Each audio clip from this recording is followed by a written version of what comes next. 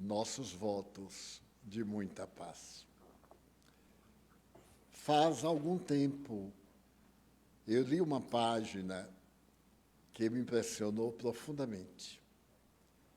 E utilizei-me do seu conteúdo para montar algumas conferências ao largo do tempo após aquela leitura. E hoje estava revendo velhos papéis quando encontrei a anotação de que já me havia esquecido. Vivemos um momento em que a solidariedade bateu asas e nos deixou um tanto decepcionados. As amizades legítimas diminuem na razão direta dos interesses pessoais e das necessidades de cada um. Não é de estranhar-se. Em uma população de 8 bilhões de criaturas humanas, é como se estivéssemos em um universo social, mental, de 8 bilhões de planetas, porque cada indivíduo é um astro com a complexidade dos grandes astros do universo. E cada um é um enigma, inclusive para si mesmo. Daí a tradição dizer que somente nos conhecemos na hora da decisão. Formulamos planos, temos objetivos, e alguns acontecimentos, no entanto, desviam-nos e nos levam a estados desesperadores, como também a situações ricas de oportunidades para o bem. A história é muito simples e eu já a narrei aqui. Um jovem americano de aproximada idade de 30 anos estava em Nova York e acabara de pronunciar uma conferência a respeito da sua vida. Era um jovem ex-combatente do Vietnã. E ele contava que, durante a guerra do Vietnã, ele era piloto e, dirigindo uma nave fantástica, ela foi vítima de um míssil e ele saltou de paraquedas. Mas, ao invés de cair em território do Vietnã do Sul, caiu exatamente na área comunista que ele detestava. Ele foi aprisionado e, durante 7 anos, ele esteve numa prisão terrível, em que o corpo ficava dentro d'água, naqueles barracões de madeira, e eram feitas aulas de objetivos, lavagem cerebral, para que ele aceitasse os impositivos governamentais e pudesse um dia colaborar com as forças e tropas vietnamitas contra o seu próprio país.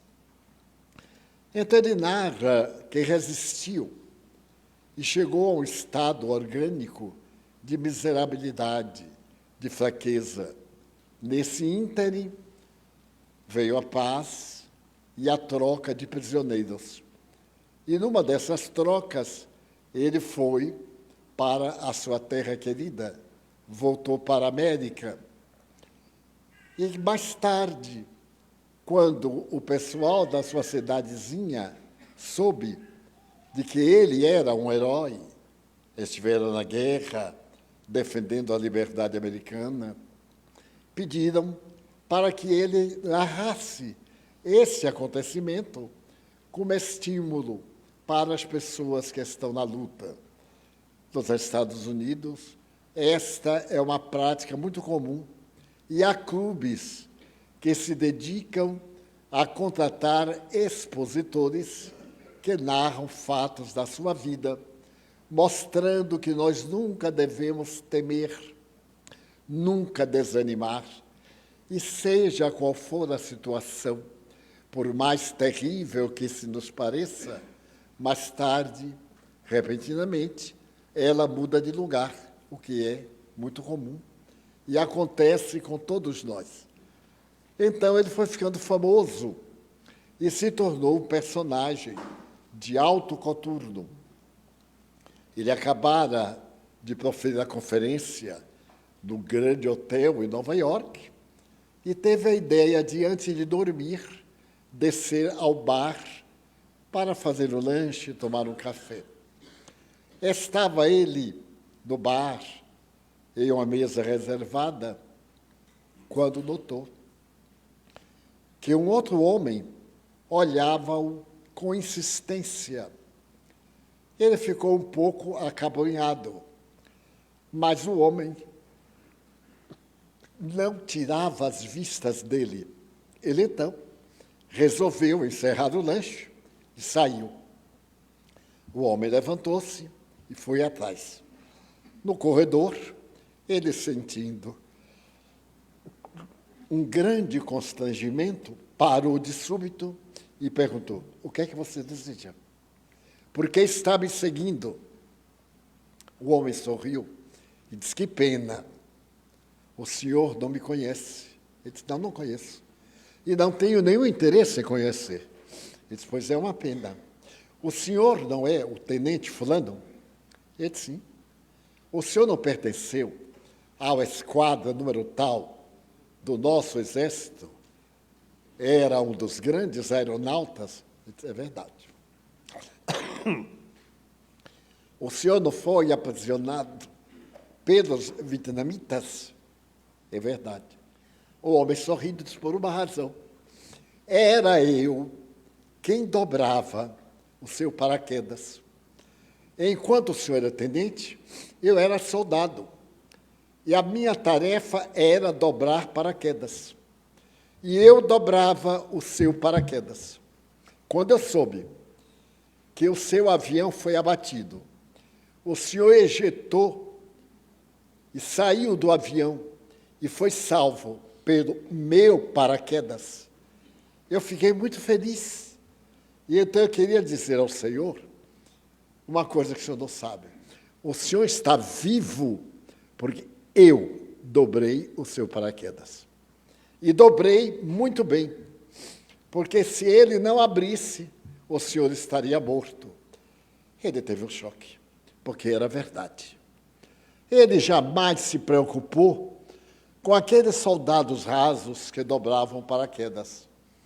Mas a vida de todos aqueles que se salvaram era resultado dos eficientes dobradores de paraquedas de seda, que permitia, com o salto, abrir-se, sem que as cordas se misturassem, nem o tecido se embolasse, dificultando a abertura protetora para poder acolher o vento e diminuir a descida. Ele abraçou o homem. Foi dominado pelas lágrimas e lhe disse: que curioso, eu então devo a minha vida a você. Muito obrigado. A partir daquele dia, quando ele ia começar as conferências, ele fazia uma pergunta ao auditório: cada um dos senhores pense em quem tem dobrado o seu paraquedas. Porque ninguém vive sem necessitar de outrem. Ninguém atinge o triunfo sem o primeiro passo. Sem a professora primária, sem os pais, sem a ama de leite, sem um amigo que passou. Ele, alternativamente, passou pelo nosso caminho e deixou uma trajetória para nós seguirmos.